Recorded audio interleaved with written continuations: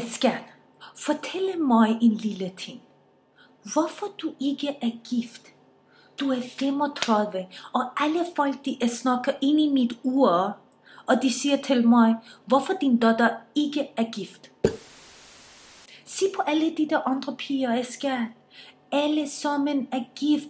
Mariam, Aisha, Jasmin, Daniela. Alle sammen er gift. Undtagen dig. Hvorfor du ikke bliver gift? Folk de tror, der er noget problem med dig. Jeg gider ikke mere, Skat. Jeg er træt, jeg er gammel, jeg gider ikke hele tiden høre på alle de der mennesker, der kommer og siger til mig, hvorfor din datter ikke er gift. Hvad skal jeg sige til dem?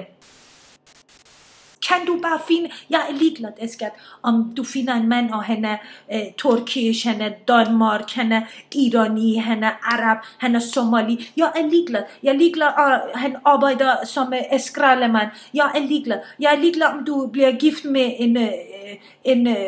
en hund. Bare bliv gift. Bliv gift, Skat.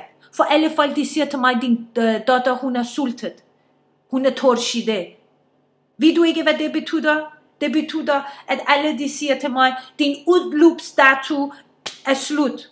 Der er ingen, der vil komme og spørge om din hånd. Forstår du, Skat? Jeg gider ikke mere. Jeg er meget træt. Jeg er gammel. Og jeg gider ikke mere. Gå hen og bliv gift. Kom.